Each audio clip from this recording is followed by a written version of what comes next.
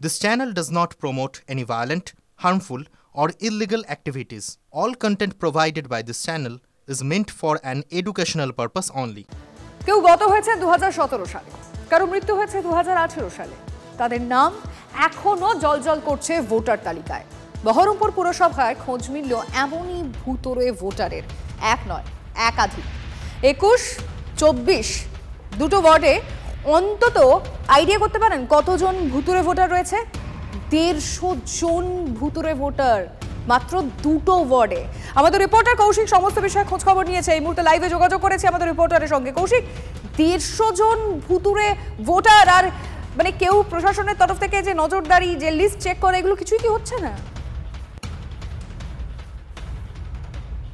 একদমই দেখো, যে প্রশাসনের নজরদারি শুধুমাত্র 1-8 বছর নয়, 7 বছর 8 বছর কেটে গিয়েছে, মৃত হয়েছে, হাতে ডেথ সার্টিফিকেট রয়েছে, মৃত্যুর শংসাপত্র রয়েছে, তবুও এখনও কিন্তু তাদের নাম রয়েছে বহাল তবিয়তে ভোটার লিস্টে। আর এই নিয়ে শুরু হয়েছে রাজনৈতিক চাপানোতন। মুর্শিদাবাদের যে বহরমপুর পৌরসভার 21 নম্বর এবং 24 নম্বর ওয়ার্ড, তার যে 117 নম্বর 18 নম্বর যে পার্ট রয়েছে, সেখানে কিন্তু যে বুথগুলি রয়েছে সেখানে এই রকম আজ সকাল থেকে আমরা যখন এলাকায় যাই এবং খুঁজি, তখন কেউ বলে 3 বছর, কেউ 7 বছর, কেউ 8 বছর মারা গেছে, কিন্তু তাদের নাম এখনো বাদ যায়নি। তারা অনেকে হয়তো জানিয়েছেন কিন্তু কোনোভাবে বাদ যায়নি সেই সব নাম। তারা বলছেন প্রশাসনের দ্বারস্থ হয়েছি, তারা জানিয়েছি রেশনের ক্ষেত্রে যদি বাদ যায় তাহলে কেন ভোটার কার্ডের ক্ষেত্রে বাদ যায় না, এমনও প্রশ্ন তুলেছেন। তবে এই নিয়ে কিন্তু বিরোধীরা বলতে শুরু করেছে এই ভুয়ো ভোটাররা অদৃশ্যভাবে ভোট দিতে আসে, এমনটাই অভিযোগ তুলেছে কংগ্রেস। বিজেপি তো প্রথম থেকেই এসআইআর নিয়ে যেমন সরব হয়েছে যে এসআইআর প্রয়োজন রয়েছে, সেরকম এইরকম মৃত ভোটারদের তালিকা নিয়ে তারা দাবি করেছেন যে এই নাম যদি বাদ না যায় বৃহত্তর আন্দোলনে নামবে। তবে মুর্শিদাবাদ জেলায় শুধুমাত্র যে ভুয়ো ভোটার এমন না, বাংলাদেশি ভোটার এর আগে সামনে এসছে, ফারাক্কা, লালগোলা, এরকম ভুয়ো ভোটার। বুঝতে পারছি, তুমি নজর রাখো কৌশিক। 7 বছর হলো। 7 বছর হ্যাঁ, ভোটার লিস্টের নাম কাটেন? ভোটার লিস্টের নাম কাটা হয়েছিল। কতদিন আগে? ওই তো 3 বছর বললো, 3 বছর আগে। হ্যাঁ, তো ভোটার লিস্টে এখনো নাম আছে, বাদ দিয়েছেন? বাদ তো দেওয়া হয়নি, আমরা ভোট দিতে যাই তখন জিজ্ঞেস করে, তখন ওখানে নাম থাকতো কিন্তু ভোটের কাটতে এমনি কোনো কাজে লাগছে না, ঘরে পড়ে আছে। এটা তো নাম বাদ দেওয়া দরকার ছিল আপনাদের। সে আমাদের দিতে হবে সেটা, আপনাদের কোথায় যেতে হবে সেটা? বিএলওর কাছে যে বুথ লেভেলের অফিসার আছে, শুধু আমাদের জানা নেই। হয়ে যায় মেলা কিছু হয়ে যায়, কেন ধরেন ওই যেখানে ওখানে পার্টি অফিসে গিয়েছিলাম, কাগজ দিয়েছিলাম, অমুক দিয়েছিলাম, অমুক দিয়েছিলাম, কিছুই তো হয় না। এ তো ডেথ সার্টিফিকেট রাখা যে আসছে না, 6 গাড়ি করে আটকে পড়বে। 8 বছর হবে, এখনো নাম বাদ দেননি? না, টোটাল মিলে প্রায় 135 থেকে 137 জন মৃত ভোটার। এই মৃত ব্যক্তিরা বারে বারে এসেছেন বুথের দরজায়। একই ব্যক্তি দুটি ভোটার কার্ড নিয়ে দুবার ভোট দিতে যায়। এরকম অস্বচ্ছ ভোটার তালিকাকে নিয়ে 2026-এর নির্বাচন বৈতরণী পার করবেন মমতা ব্যানার্জি, যার জন্য তিনি বাঙালি সেন্টিমেন্ট তুলে আজকে পশ্চিমবঙ্গে যত চোর, দুর্নীতিবাজ, তৃণমূল নেতাদের রাস্তায় নামিয়েছেন। চাইছি মৃত ভোটার, অস্তিত্বহীন ভোটার, এগুলোর নাম বাদ যায়। অবশ্যই তাতে যেন কোনো আসল ভোটারের নাম বাদ না যায়, সেটা আমরা অবশ্যই চাইবো, এটা আমাদেরও দাবি। কিন্তু মৃত ভোটার থাকবে, 5-6 বছর আগে মারা যাবে, তিনি আবার ঠিক ভোটের দিনে এসে ভোটটা দিয়ে চলে যাবেন, এটা তো মানা যাবে না। তৃণমূলের তরফ থেকে কি বলা হচ্ছে আমরা জানবো। এই মুহূর্তে তৃণমূল মুখপাত্র অরূপ চক্রবর্তী আমাদের সঙ্গে রয়েছেন। অরূপবাবু, মুর্শিদাবাদে মাত্র দুটো ওয়ার্ড, যেখান থেকে 150 ভুতুড়ে ভোটারের খোঁজ পাওয়া গেছে, আপনি কিভাবে দেখবেন? ভুতুড়ে ভোটারটা কে খোঁজ পেল প্রথমত, আমি সেটাই জানতে চেয়েছি। এখনো তো ইলেকশন কমিশন এই ইন্টেনসিভ ভেরিফিকেশনের কাজ শুরু করেনি, তাহলে ভুতুড়ে ভোটারটা পাওয়া গেল কি করে, বা তাদেরকে ভুতুড়ে বলা হচ্ছে সেটার পিছনে লজিকটা কি? ভুতুড়ে মানে যদি কারোর মানে কেউ বাড়িতে না থাকে সেই সময়, তার মানে সে ভুতুড়ে।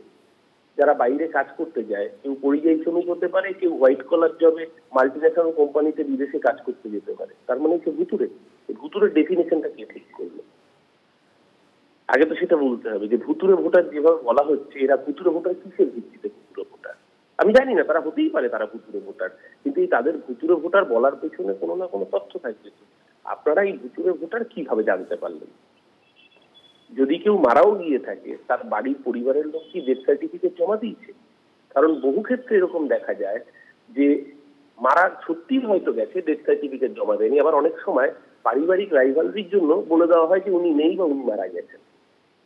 সেটা ভুতুরে ভোটার ডিফাইনটা কে করবে? শোনো, একটা জিনিস যখন ইন্টেন্সিভ রিভিশনের নামে আমরা দেখেছি বিহারের বুকে 22 লক্ষ পরিযায়ী শ্রমিকের নাম বাদ দেওয়া হয়েছে ইচ্ছে করে, গরিব মানুষ যারা বিজেপির বিরোধী ভোটার। আজকেই রিপোর্ট বেরিয়েছে সংবাদ মাধ্যমে যে পার্টিকুলার বেছে বেছে 6টা জেলা, যেই জেলাটায় সংখ্যালঘু অধ্যুষিত মহিলা ভোটার বেশি, সেই জায়গা থেকে মহিলা এবং সংখ্যালঘুদের নাম বাদ দেওয়া হচ্ছে, যেগুলোতে বিরোধী দলের শক্তি বেশি। এটা তো পরিষ্কার ইলেকশন কমিশনকে ব্যবহার করে একটা নতুন রিগিং এর প্রয়াস, যে পরিযায়ী শ্রমিক কেরালায় কাজ করে। বুঝতে পারছি, আপনার বক্তব্য পরিষ্কার, অনেক ধন্যবাদ অরূপ বাবু। অদৃশ্য রিগিং, বৈধ ভোটার বাদ দেওয়ার ষড়যন্ত্র, মহারাষ্ট্র মডেলে কারচুপির চেষ্টা, কমিশন ও বিজেপিকে নিশানা করে সরব শশী পাঁজা, অনুপ্রবেশকারীদের স্বার্থে সওয়াল করছেন। এসআইআর নিয়ে টিএমসির লাফালাফি বন্ধ হবে, হুঁশিয়ারি সুকান্ত মজুমদারের। এবং ইনভিজিবল একবারই রিগিং করার যে প্রয়াস আর মানুষের ভোটটা বাদ দেওয়ার এই যে অদ্ভুত এই প্রয়াসটা, সেটাকে আমরা একটু নজর রাখছি এবং উই আর কেয়ারফুল অ্যাবাউট। এবার রইল বিরোধীরা চেঁচামেচি অনেকই করে, বুথ লেভেল এজেন্টস তাদের নেই, বুথ লেভেল অর্গানাইজেশনও তাদের নেই, কিন্তু প্রতিনিয়ত তারা কিন্তু আমার তো মনে হয় এই জন্যে তারা যখন বুথ লিস্ট নিয়ে এবার তারা নেমে পড়েছে, মানে বুথ লেভেল অর্গানাইজেশন যখন নেই, তাহলে বুথ লিস্টকে যদি ম্যানিপুলেট করে মহারাষ্ট্র মডেল করে দিল্লি মডেল করে যদি জেতা যায়। দেখুন, এসআইআর তো এর আগে প্রতি নির্দিষ্ট সময় অন্তর অন্তর হয়েছে। আমি যেটা বারবার বলছি, 2002-03 পশ্চিমবঙ্গে এসআইআর হয়েছে এবং তার ফলে 20 লক্ষ মানুষের নাম তখন ভোটার লিস্ট থেকে বাদ গেছিল। এরকম নাচন কোদন তো আমরা দেখিনি, হঠাৎ এখন নাচন কোদন শুরু হয়ে গেছে, যে যার মতো নাচছে। বাংলার যারা নাগরিক, ভারতের যারা নাগরিক, তাদের ভোটার লিস্ট থেকে নাম বাদ যাবে না। বাংলাদেশ থেকে যে সমস্ত উদ্বাস্তু এসেছেন হিন্দু, তাদের নামও ভোটার লিস্টে থাকবে। সিএ তে অ্যাপ্লাই করুন, সিএ এর মাধ্যমে নাগরিকত্ব নিন, প্রয়োজনে ভারতীয় জনতা পার্টি আপনাদের সিএ তে ফর্ম ফিল আপে সাহায্য করবে। বিজেপি আগামী দিনে স্ট্র্যাটেজি ঘোষণা করবে, আমরা অলরেডি ভাবনা চিন্তা করছি। তৃণমূল কংগ্রেসের এই যে লাফালাফি নাচানাচি, এই লাফালাফি নাচানাচি আমরা যে গান চালাচ্ছে না, সেই গানের বক্সের তারটা কেটে দেবো, দেখবেন গানও বন্ধ, নাচানাচিও বন্ধ হয়ে যাবে।